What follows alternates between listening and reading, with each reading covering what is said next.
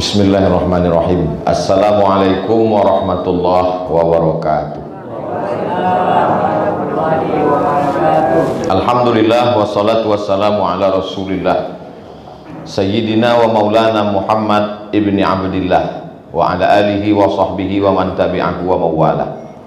Yang sama-sama kita hormati Ibu Bupati Kabupaten Berau, Bapak Wakil Bupati, Ibu Wakil Ketua DPRD beserta anggota DPRD yang berhadir, seluruh pejabat, pegawai di lingkungan Pemda Kabupaten Berau yang tak dapat saya sebut satu persatu, tuan-tuan guru, alim ulama, hadirin hadirat, semuanya dimuliakan Allah Subhanahu wa taala.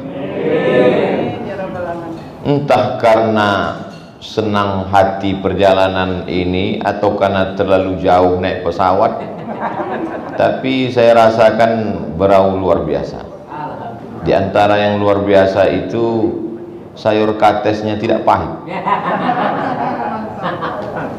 Bapak-bapak, ibu-ibu yang dimuliakan Allah, dalam perjalanan tadi dari rumah Haji Abidin kemari, ada SMS dari sahabat saya, Ustadz juga, tapi mungkin namanya tidak mau disebutkan, sedang terkena COVID, sedang isolasi. Lalu saya bacakan hadis, lan tamuta nafsun, orang tidak akan mati qabla an tastakmila rizqaha wa ajalaha, sebelum rezekinya penuh, sebelum ajalnya sampai. Semua orang di dunia ini mengatakan kau mati, kalau belum yang dua ini tidak akan mati. Rezeki belum penuh, ajal belum sampai. Tapi kalau sudah rezeki penuh dan ajal sampai, tak sakit pun mati. Kira-kira betul tak cakap saya ini? Betul. Ustadz sedang khutbah di Masjid Makassar, sedang khutbah sehat walafiat, meninggal. Ustadz Qori sedang mengaji baca Quran di rumah Gubernur Jawa Timur Ibu Khofifah dalam acara haul, sehat walafiat, meninggal. Yang penting hidup ini adalah keyakinan bahwa kalau belum penuh rezeki dan belum sampai ajal, tidak akan mati. Tapi, nah ini tapi, jangan gara-gara ini lalu besok semua pegawai ASN di lingkungan Pemkab Berau tidak pakai masker. Pas ditanya Ibu Bupati, Pak Wabub nanya, kenapa tidak pakai masker? Kalau belum ajal tidak akan mati. Begitu ceramah Abdul Somad. Kita ahlus sunnah wal jamaah. Apa beda kita dengan ahlul bid'ah? Ahlus sunnah itu ada namanya al-kasbu wal ikhtiar, bahasa kitanya usaha. Rezeki itu kalau sudah dijamin Allah Ta'ala untuk rezeki kita, tidak akan pergi, tidak akan mengelak. Ini semua yang ada di hadapan saya ini rezeki untuk saya. Ini kue ini rezeki untuk saya, buah-buahnya untuk saya. Tapi ada usaha tangan untuk mengambilnya, menyuapnya ke mulut. Kalau tidak, dia tidak akan datang. Jadi memahami rezeki, memahami umur, memahami kehidupan, dan memahami kematian, inilah yang membuat kita menjadi kuat. Kalau keyakinan kita kuat, insya Allah imun kita kuat. Kalau imun kita kuat, COVID-nya lemah. Tapi kalau keyakinan kita goyang, imun kita lemah, semangat kita down, COVID-nya kuat. Memang tidak mati, tapi setengah mati. Nah, oleh sebab itu maka pengajian mesti sering. Tidak bisa kita ngaji offline Pak Ustadz, online. Ngaji online paket tak ada Pak Ustadz. Ya pinjamlah handphone kawan, cari wifi gratis. Maka insya Allah dengan mengaji ini kita semakin kuat. Saya sendiri pun ketika sedang menyampaikan hadis-hadis itu menguatkan diri saya. Mungkin Bapak Ibu merasa sebagai Ustadz itu kan penceramah. Iya, tapi saya juga mesti mendengar ceramah orang lain. Maka saya dengar ceramah Ustadz Adi Hidayat, saya dengar ceramah A'agib, saya dengar ceramah Ustadz Buya Yahya untuk menguatkan saya. Karena saya juga manusia, saya bukan transformer, bukan Robocop. Maka saya juga mendengar kajian dari guru-guru kita. Ketika saya menyampaikan itu, saya sedang menasehati diri saya, hanya saja didengar orang lain. Tidak akan manusia ini mati sebelum rezekinya penuh, sebelum ajalnya sampai. Saya berapa kali dikhawatirkan orang mati. Saya Ustadz kalau bisa jangan keliling dulu Pak Ustadz, kelihatannya Ustadz nggak lama lagi nih gitu. Tapi sampai sekarang tak mati-mati. Banyak orang khawatir. Saya setiap pergi ke hotel itu ada timbangan, bertimbang saya.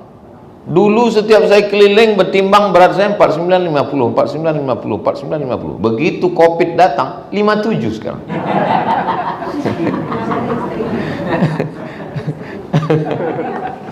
Bapak Ibu yang dimuliakan Allah Subhanahu wa taala. Jadi ini akidah ini mesti. Datanglah seorang yang risau tentang masa depan. Lalu dia pun bertamu ke rumah Imam Al-Hasan Al-Basri, seorang ulama besar dari Irak. Aku sedang galau Imam. Kata Imam Hasan Al-Basri, ku tanya kau 3 pertanyaan, jawab. Iya. 1. Apakah ada usia manusia yang berakhir di luar pengetahuan dan ketetapan Allah? Tak ada. 2. Apakah ada rezeki manusia yang di luar kuasa dan ketetapan Allah? Tak ada. 3. Apakah ada peristiwa di dunia ini yang terjadi di luar pengetahuan dan ketetapan Allah? Tak ada. Lalu kenapa risau?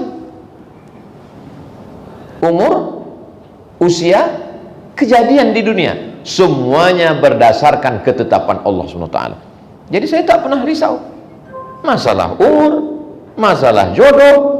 Oh, Ustadz ngomong begitu kan karena bukan betul. Ketika almarhumah mak saya meninggal, hilang ayat-ayat itu, hilang hadis-hadis itu. Lalu siapa yang menasihati saya? Datanglah Ustadz Tengku Zulkarnain. Sabar kau dik ya. Datanglah kawan-kawan sahabat-sahabat saya. Disitulah baru saya tahu ternyata ceramah itu mudah, menggerakkan lidah yang enak. Tapi ketika mengalaminya amat sangat sulit. Itulah maka dalam surat Al-Asr itu dikatakan watawasau bil haq watawasau bis sabr. Hari ini kau yang ingat Abdul Somad, kau sampaikan. Sampai masanya nanti kau lupa Abdul Somad, maka orang lain yang akan mengingatkan. Jadi nanti kalau Ustaz Abdul Somad dipukul gelombang, dihempas karang, hilang ayat dan hadis ini, lupa pepatah fatwa para ulama, siapa yang mengingatkan? Jamaah. Jamaahnya pun tak ingat juga.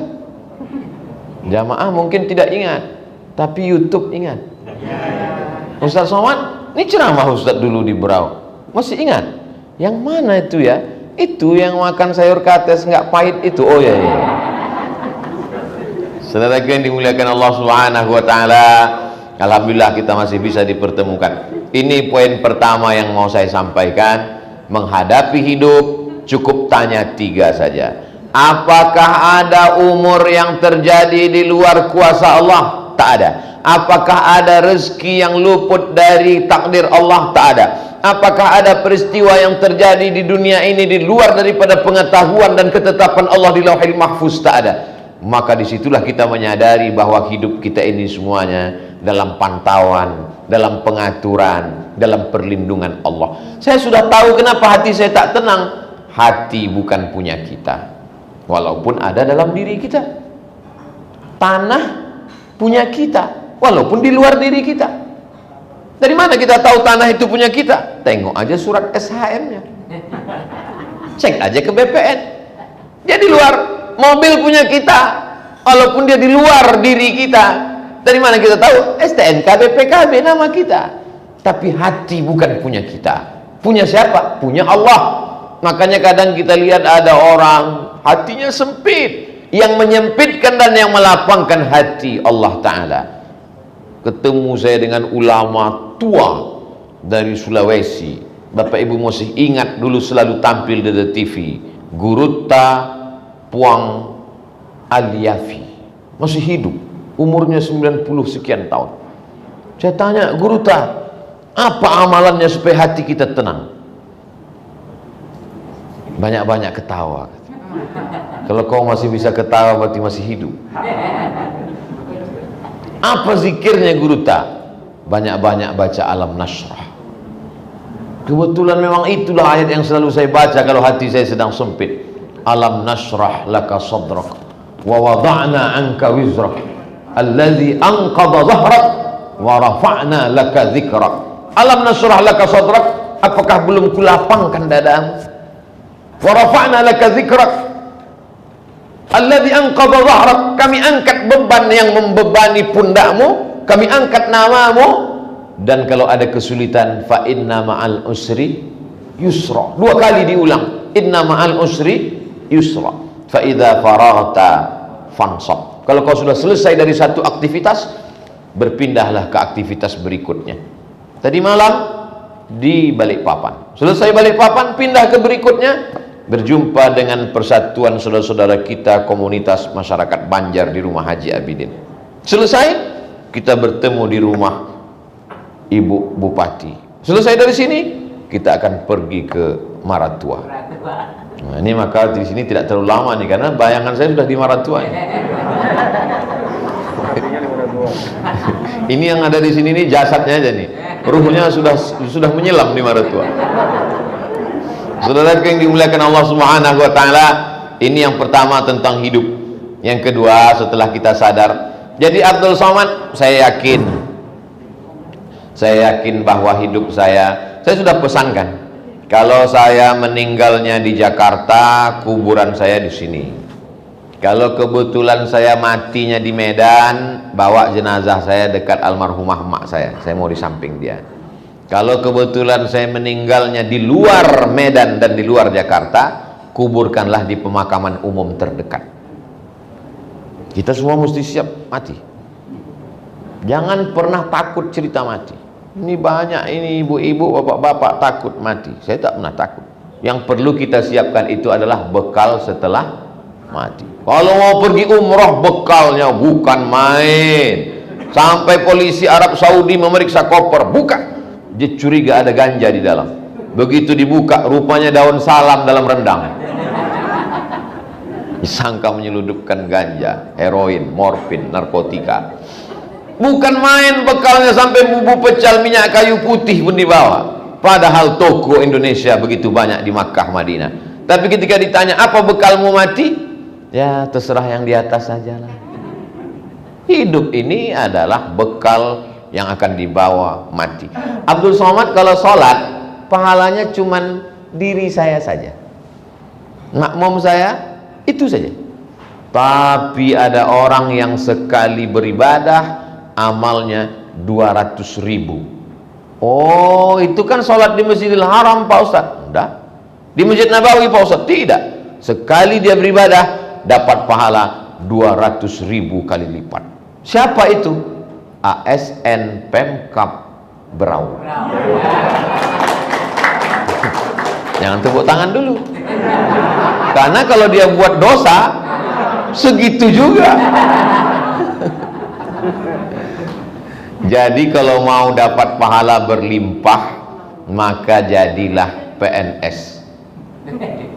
Kenapa? Karena dia mengurus orang banyak. Kalau dia mudahkan urusan orang satu kabupaten, dimudahkan pula urusannya di padang mahsyar nanti. Tapi kalau dia persulit, maka sakratul mautnya bisa 6 bulan itu. Bisa dibuka atap baru mati. Saudara yang dimuliakan Allah Subhanahu wa taala. Jadi jangan kita sangka yang namanya ibadah itu sholat, puasa, zikir, sholawat, baca Quran. Ada ibadah yang luar biasa. Apa dia? Masuk kantor dari jam 8 sampai jam 4 sore ibadah. Tapi jangan gara-gara ini nanti ibu bapak ASN pulangnya jam 8 malam. Pas ditanya sama istri, abang kok jam 8 pulang? Ibadah. Padahal di warung kopi main catur. Melayani orang banyak itu juga ibadah, Pak. Memudahkan urusan orang juga ibadah, Bu. Makanya Nabi Muhammad SAW itu, Nabi tidak bisa tanda tangan karena dia buta huruf. Maka surat-suratnya itu distempel. Stempelnya itu diletakkan di ujung cincin di kelingking. Tulisannya Muhammad Rasulullah. Surat Nabi sampai ada hari ini, sampai ada di museum. Surat dia untuk Heraklius, surat dia untuk Mukaukis, surat dia untuk Kisra masih disimpan. tertulis di situ Muhammad Rasulullah. Nabi itu tidak mempersulit, asal ada surat langsung dia stempel. Maka ibu-ibu kepala dinas buatlah stempel di kelingking. Ada urusan orang jumpa di lampu merah, tapi baca dulu, nanti ditangkap KPK. Kalau bisa dipermudah, kenapa dipersulit? Betul? Alhamdulillah, segala urusan Ustaz Abdul Somad di Berau ini mudah. Saya mau menunjukkan kepada kita semua bahwa yang namanya ibadah itu bukan cuman sholat, bayar zakat, puasa sunat, berzikir, baca Quran, sholawat. Itu semua orang tahu ibadah. Alhamdulillah Pak Ustadz, Bapak Wali Kota kami rajin sholat duha, gubernur kami rajin baca Quran, rajin maulid, rajin yasinan. Itu bukan amal pejabat, itu amal anak SD. Anak SD pun pandai baca yasin. Di tempat saya anak SD pun hafal juz amma, juz 30. Tapi ada satu amal yang hanya bisa dilakukan oleh orang yang punya jabatan. Apa itu?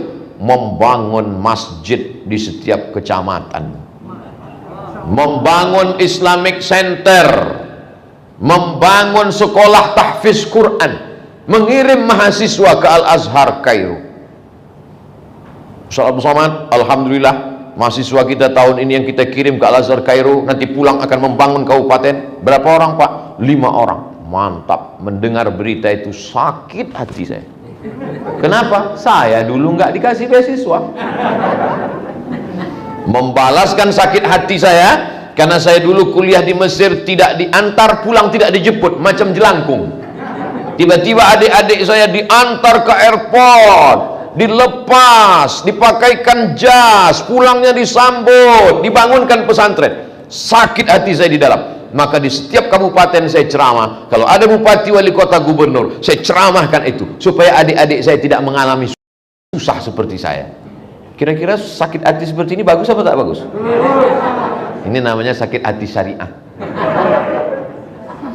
Saudara yang dimuliakan Allah Subhanahu wa taala, maka apa selama kita punya jabatan itu yang kita buat, yang kita lakukan. Alhamdulillah, selama saya punya jadi kepala dinas, alhamdulillah Pak Ustadz, kos-kosan sudah 100 pintu. Tinggal selama saya punya jabatan ini, alhamdulillah mobil sudah 3. Tinggal. Tapi kalau sempat buat rumah tahfiz Quran, malam-malam anak baca yasin, dari maghrib ke isya anak-anak baca alif bata, sore-sore Jumat emak-emak baca yasin. Itulah yang melapangkan kubur, menjauhkan pandangan sejauh mata memandang, sudah masuk surga sebelum hari kiamat. Kenapa? Karena kuburnya salah satu dari taman-taman surga. Ini jangan-jangan Ustadz ini cuma ceramah aja nih. Orang yang cuma ceramah tidak mengamalkan, itu namanya Ustadz Calo. Calo. Balikpapan, Balikpapan, Balikpapan, Balikpapan, Balikpapan. Bapak udah pernah ke Balikpapan? Belum. Calo. Maka saya mengamalkan itu. Sejak almarhumah mak saya meninggal sampai hari ini sudah 2 tahun. Maret 2021, Maret 2019 saya buatlah program bagi-bagi sembako dan rehab rumah. Saya posting. Asal muasalnya duit saya pribadi sendiri. Jamaah yang mau kontribusi silakan, saya katakan. Untuk apa? Pertama, untuk menghilangkan sakit hati di dalam. Yang kedua adalah supaya amal ini tetap mengalir. Yang ketiga, supaya kalau saya pas ceramah saya yakin. Karena kalau ceramah tidak kita amalkan, terasa dia hanya di ujung lidah saja, mental dan nendang dia di dalam. Rasa-rasa ada bebisik di dalam. Marilah kita bersedekah, dalam hati. Alah, kau cuma ngajak orang kan. Alhamdulillah. Jadi saya sekali-sekali datang, ada tim yang melaksanakannya. Sekali-sekali saya datang, saya bawa itu mobil gerobak, bawa beras, lalu disuting sama tim. Oh, lihatlah betapa tawaduknya Ustaz Abdul Somad. Dia sedang nyetir, padahal untuk video aja. Dibagikanlah kepada jamaah. Ada orang susah yang listrik tak masuk. Sejak alam ini terkembang belum pernah terang rumah kami ini Pak Ustadz. Alhamdulillah sejak ini terang benderanglah dia Pak Ustadz. Cuman ada yang kita khawatirkan. Dulu waktu rumahnya gelap dia baca Yasin. Setelah terang datang drama Korea. Makanya tidak selamanya positif. Oleh sebab itu mesti ada pengajian-pengajian. Kalau tidak, dulu ketika berasnya susah dia puasa Senin Kamis. Setelah berasnya lancar, nontonnya makin khusyuk.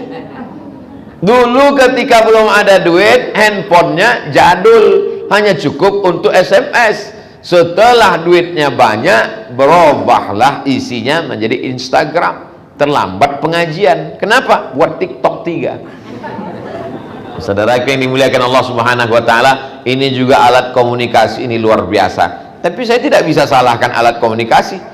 Saya ke Berau baru berapa kali? 2 kali baru ke Berau. Tapi orang Berau kenal dengan saya. Dari mana dia kenal? Dari handphone. Kalau saya haramkan handphone, berarti haramlah menonton video Abdul Somad selama ini. Maka mesti cerdas memilah dan memilih mana yang kira-kira baik untuk dunia kita atau baik untuk akhirat kita. Kadang-kadang handphonenya sudah cerdas, namanya smartphone. Yang punya handphone nggak cerdas. Handphonenya kuat ingatannya. Setiap waktu azan masuk zuhur asar, handphonenya azan terus. Orangnya nggak sholat. Maka saya khawatir nanti banyak handphone dimasuk surga, orangnya masuk neraka. Lalu kata handphone, aku kasihan nengok kau, ayolah masuk ke surga. Itu namanya masuk surga karena syafaat handphone. Saudara yang dimuliakan Allah Subhanahu wa taala. Jadi coba kita pahami bahwa kita selama di kantor dari jam 8 sampai jam 4 itu adalah ibadah, dan kita tulus ikhlas amanah memudahkan urusan orang. Saya ngurus akte kelahiran anak, ngantrinya ya Allah ya Rasulullah, sampai hari itu sengaja saya kosongkan jadwal ngajar. Saya tidak ngajar hari itu, cuma mau ngantri. Ustadz kan bisa aja datang langsung ke kepala dinas minta buatkan surat, bisa kalau saya mau. Kenapa Ustadz ikut ngantri? Aku ingin merasakan, karena rasa perlu dirasakan, tak bisa didengarkan lewat cerita. Berdirilah saya ngantri lama, kagak berdiri lama. Setelah udah sampai ke dekat, dia pun cuek aja, macam tak ada kejadian. Lalu kemudian dari samping saya intip-intip, rupanya dia menembak musuh yang tak mati-mati. Game online. Astagfirullah. Dia nggak kenal sama Ustadz. Saya sebelum COVID memang sudah pakai masker. Sebelum COVID saya sudah pakai masker. Karena kalau saya tak pakai masker, banyak yang minta foto. Jadi dulu saya pakai masker, pakai kacamata hitam. Dari dulu. Makanya saya tidak terlalu risau dengan pakai masker ini. Karena sudah terbiasa pakai masker. Begitulah rupanya. Jadi tidak Ustadz ceramahi dia. Tidak. Saya ingin supaya dia sadar, saya sampaikan ke atasannya, saya ceramah bersama bupati, kepala daerah, bahwa ini adalah amanah. Orang yang berkhianat level kabupaten, maka kalau dia mati nanti akan dituntut oleh 1.200.000 orang akan menuntut dia di padang mahsyar. Loh, tadi 200.000, kok tiba-tiba meningkat jadi 1.200.000? Kebetulan dia PNS di Pekanbaru. Pekanbaru itu penduduknya 1.200.000. Bayangkan kalau PNS berkhianat, sholatnya terbang, puasanya hilang, sedekahnya melayang. Kenapa? Karena 1.200.000 orang akan menuntut dia di padang mahsyar. Itulah hisab yang paling lama. Jadi menjadi PNS itu nikmat, tapi hisabnya juga luar biasa. PNS bisa menjadi pegawai negeri sipil, tapi dia juga bisa jadi PNS pegawai ngeri sekali. Ustadz Somad ngomong gitu mentang-mentang udah nggak PNS lagi, jangan-jangan nih sakit hati. Saudara yang dimuliakan Allah Subhanahu wa taala, PNS itu cita-cita ibu saya. Pulang saya membawa 2 ijazah, Pak. LC di kanan, MA di kiri. Abdul Somad LC MA. Aku tamat dari Mesir, Mak. Aku dari Maroko, Mak. Iya, tapi kau tak PNS. Bangga luar biasa, bawa ijazah 2, 4 tahun di Kairo, 2 tahun di Maroko, menulis tesis 600 halaman, dipertahankan di depan 3 profesor. Iya, tapi kau tak PNS. Ikutlah saya tes PNS, bawa map ke kantor Kementerian Agama. Map saya ditulis angka 62. Saya tanya, Pak, kenapa 62? Kaulah yang mendaftar ke 62. Yang mau diterima berapa, Pak? 1. Daftar lagi saya ke UIN. Ini untuk jadi penyuluh di Kemenak. Di UIN saya mendaftar jadi dosen. Tabrakan jadwalnya antara jadwal tes Kemenak dengan UIN. Pilih mana yang paling banyak saingan. Yang ini 62, yang ini tak terlalu banyak. Udah dosen aja lah. Akhirnya lulus dosen PNS. Kemana-mana bawa NIP. Tidak diminta pun NIP saya tulis NIP. 1977 08 05 18. Lulus 2009. Tahun 2009 saya lulus. Meninggal mak saya 2019 bulan Maret.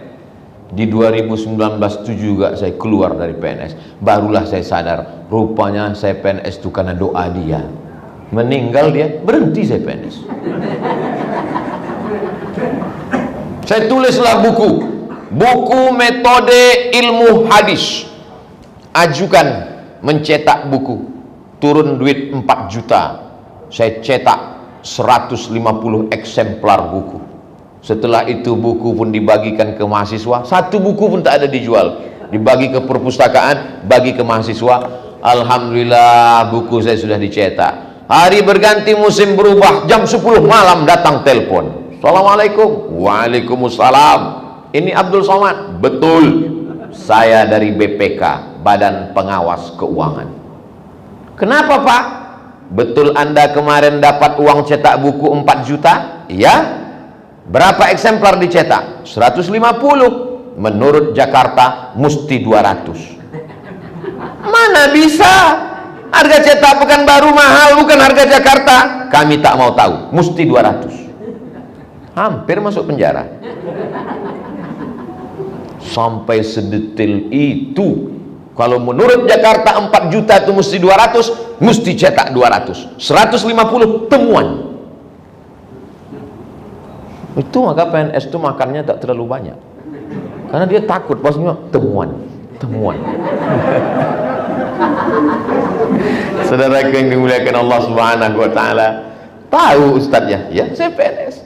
Nah, maka kita jujur dan amanah. Tapi yang namanya KPK bisa mati, BPK bisa tidur. Yang membuat kita jujur dan amanah bukan dia. Siapa yang mengawasi kita? La ta'khudhuhu sinatun wala naum. Dia yang tidak mengantuk dan tidak tidur. Berangkat pagi, anak-anak yang lucu-lucu itu angkat tangan. Papa, kata dia. Kau jangan panggil papa, kita makan sambal terasi. Ayah, kata dia. Ayah. Lucu anak itu.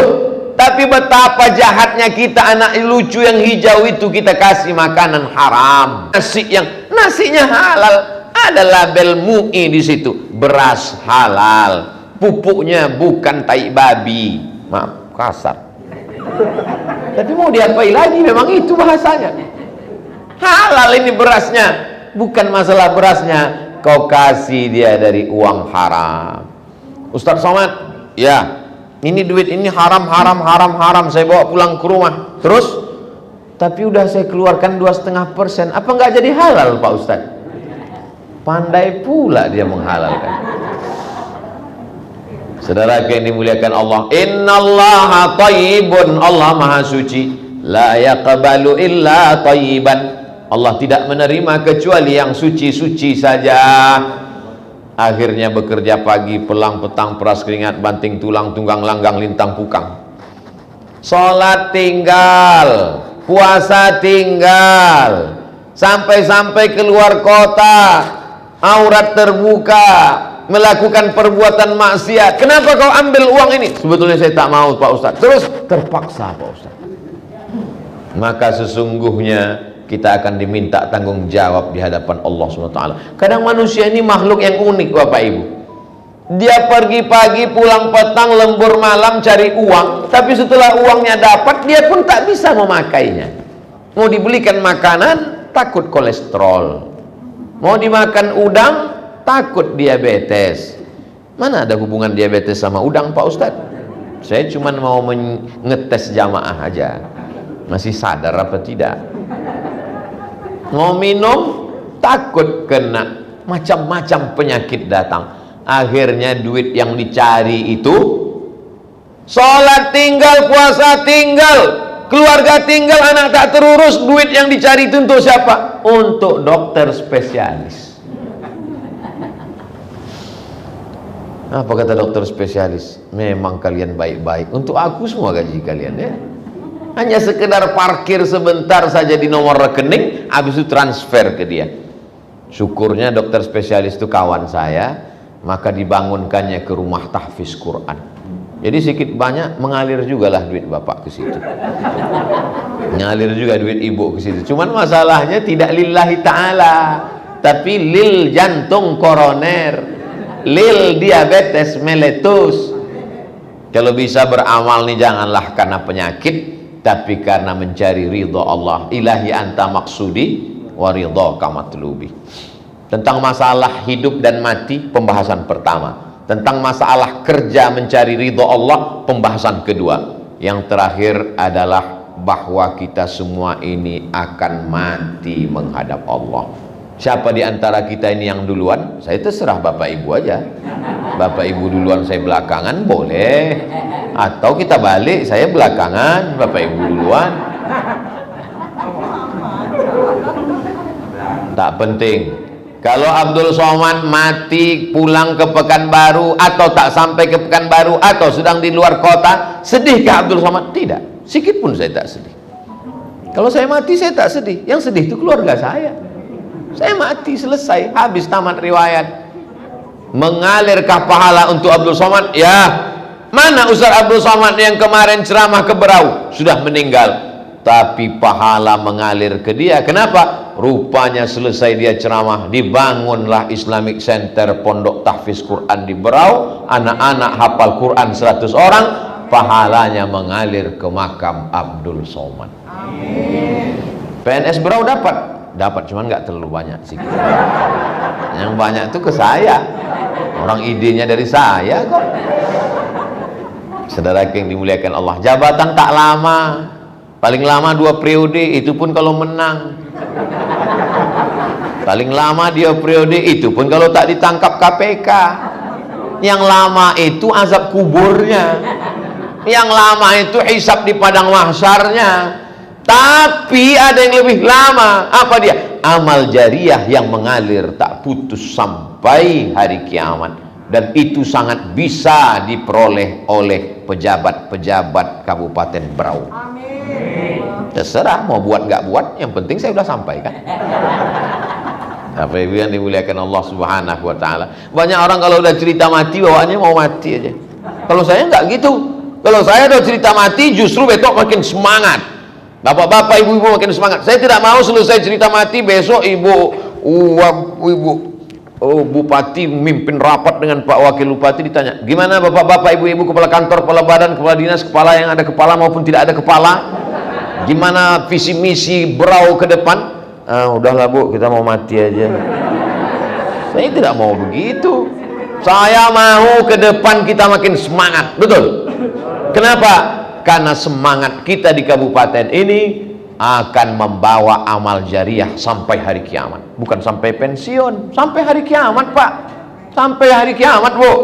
Itu semua yang kita lakukan hari ini. Kalau jadi pejabat amalannya cuman sholawat, jadi pejabat amalannya cuman baca Quran, mubazir.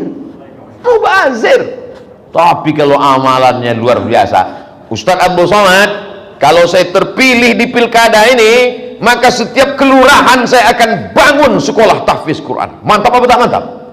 Mantap. Sampai sekarang belum dibangun. Gimana? Udah dibangun pondok tahfiz Qurannya? Udah Pak. Apa namanya? Al-Ikhlas, At-Taqwa atau Al-Azhar? Insya Allah. Banyak orang-orang kaya yang mau ngasih tanah. Masalahnya masalah trust, masalah kepercayaan. Maka saya kalau ditanya, Ustadz pilih mana? Ceramah di tablik akbar di tanah lapang masyarakat umum atau di lingkungan pejabat, kepala dinas, kepala badan, anggota dewan? Saya lebih mau kepada kepala-kepala suku dan pawang-pawang buaya. Karena pawang-pawang inilah yang bisa menjinakkan buaya darat dan buaya laut. Kalau sudah pawangnya baik, insya Allah semuanya baik. Betul? Masyarakat ini baik, masyarakat ini mudah diatur, masyarakat ini tinggal disuruh aja. Masyarakat sekalian, kita mau buat rumah tahfiz Quran, kita memerlukan tanah wakaf, berlomba-lomba mereka memberikan. Kalau tak percaya, jadi Ustaz Samad datang lagi nanti ke Berau. Saya datang lagi ke Berau, bukan ceramah, bukan tablik akbar, dalam rangka apa? Gunting pita peresmian rumah tahfiz Quran. Ini berat nih tanggung jawab Pemda Berau nih. Datang. Saya datang kemari cuma 2 momen saja. Pertama, acara gunting pita rumah tahfiz. Yang kedua, acara wisuda anak-anak Berau tahfiz Quran. Barulah foto Abdul. Kalau peletakan batu pertama jangan. Nggak mau saya. Tangan kotor kena semen. Yang udah siap baru datang habis. Saudara yang dimuliakan Allah Subhanahu wa ta'ala, yang dapat pahalanya siapa? Bapak Ibu. Niat saya tak jahat, niat saya tak buruk, saya tak ada kepentingan apapun, saya tidak mau jadi apa-apa. Jangan takut, walaupun 2024 sudah dekat. Saya tidak mau jadi apa-apa, saya tetap jadi ustadz, mati dalam keadaan husnul khotimah, didoakan orang banyak. Anak-anak penghafal Quran dari Berau membacakan Yasin tiap malam Jumat untuk almarhum Abdul Somad. Al-Fatihah. Kenapa? Karena dilihatnya tanda tangan saya di situ. Setiap dia masuk ke rumah tahfiz dilihatnya ada 2 tanda tangan. Tanda tangan Bupati, tanda tangan Abdul Somad. Setiap dia tengok untuk almarhum Abdul Somad. Itulah yang kita inginkan. Bapak Ibu yang tak ada tanda tangan, mohon maaf lah. Bukan di situ letak balasan Allah, tapi pada keikhlasan yang halus di dalam lubuk hati yang paling dalam. Habis 45 menit. Ternyata kalau hati kita senang, mengalir ceramah itu, tak terasa lama. Kalau hati kita senang, bunga kates pun tak pahit. Itulah ternyata Bapak Ibu yang dimuliakan Allah Subhanahu wa ta'ala. Udah 3 kali Ustaz ulang ini ya bunga kates ini. Kalau Ustaz ulang 4 kali dapat hadiah kipas angin ini. Bapak Ibu yang dimuliakan Allah, hati saya senang sekali bertemu dengan Bapak Ibu. Sampailah segala unek-unek yang ada di kepala saya didengarkan oleh Ibu Bupati, Bapak Wakil Bupati, Ibu Wakil Ketua DPRD, sampai semuanya. Andai ada pejabat yang tak mendengar, insya Allah mereka mendengar melalui channel Ustadz Abdul Somad Official yang nanti diupload. Jangan lupa subscribe, like, and share. Ala hadhihi niyah wa kulli niyatin salihah. Al-Fatihah. A'udzu billahi minasy syaithanir rajim. Bismillahirrahmanirrahim. Alhamdulillahi rabbil alamin arrahmanir rahim maliki yaumiddin. Iyyaka na'budu wa iyyaka nasta'in. Ihdinas siratal mustaqim. Siratal ladzina an'amta 'alaihim ghairil maghdubi 'alaihim waladdallin. Amin. Allahumma awsil thawaba ma qara'nahu min suratil Fatihah. Sampaikanlah pahala bacaan surat Al-Fatihah kami kepada almarhum ayah kami, kepada almarhum ibu kami, kepada almarhum Pak Bupati kami, kepada almarhum pemimpin kami, kepada guru-guru kami, kepada saudara-saudara kami. Allah maghfir lahum, ampunkan silap salah mereka, wa'fu anhum, berikan mereka segala kebaikan, waj'al kuburahum rawdatan min riyadil jinan, jadikan kubur mereka salah satu dari taman-taman surgamu. Wala taj'al kuburahum hufratan min hufarin niran, jangan jadikan kubur mereka salah satu dari lubang nerakamu. Allahumma ja'alna minal mutahabbina bijalalik, jadikan kami semua yang ada ini menjadi orang-orang yang bersaudara karena Engkau ya Allah. Azillana tahta zilli arsyika, berikan kami naungan di padang mahsyar. Yauma la zilla illa zilluk, hari itu tak ada tempat berlindung kecuali hanya Engkau saja ya Allah. Allahumma ja'alna minal mustaqimina fi sabilik, jadikan kami orang-orang yang istiqomah dalam jalanmu ya Allah. Allahumma tahhir qulubana minan nifaqi wal hasadi wal kibriyai wasyirki, sucikan hati kami dari munafik, dari sifat syirik, dari sifat hasad dan dengki. Allahumma inna nas'aluka salamatan fid din, selamatkan akidah kami dalam ahlus sunnah wal jamaah, wa afiatan fil jasad, sehatkan badan kami, selamatkan dari penyakit covid, selamatkan dari segala malapetaka, bencana dan musibah, wa ziyadatan fil ilmi, tambahkan ilmu kami, buat kami rajin mengaji supaya amal kami sesuai dengan sunnah nabimu, wa barakatan fil rizqi, berikan kami rezeki yang halal supaya kami dapat berinfak, berzakat dan bersedekah, wa taubatan qablal maut, dosa kami banyak, berikan kami taubat sebelum mati, wa rahmatan indal maut, berikan kami rahmat ketika mati, wa maghfiratan ba'dal maut, berikan ampunan sesudah mati. Allahumma hawwin alaina fi sakaratil maut, ringankan kami waktu sakaratul maut, wan najata minan nar, selamat dari api neraka, wal afwa indal hisab, maafkan kami ketika nanti segala amal kami dihisab. Allahumma khtim lana bi husnil khatimah wa la takhtim alaina bi su'il khatimah. Allahumma waffiq ulata umurina, pemimpin-pemimpin kami tolong mereka supaya menjadi pemimpin yang adil dan amanah, bil khusus ibu bupati, bapak wakil bupati, ibu wakil DPRD, kepala dinas, kepala badan, jadikan mereka orang-orang yang istiqomah iman dan Islam. Rabbana atina fid dunya hasanah wa fil akhirati hasanah wa qina adzabannar, wa sallallahu ala sayyidina Muhammad wa ala alihi wa sahbihi wasallam, walhamdulillahi rabbil alamin. Taqabbalallahu minkum minna wa minkum taqabbal ya karim. Mohon maaf banyak cakap saya, kata-kata tak berkenan di hati kepada Bapak Ibu sekalian. Terima kasih segala perhatian. Wassalamualaikum warahmatullahi wabarakatuh.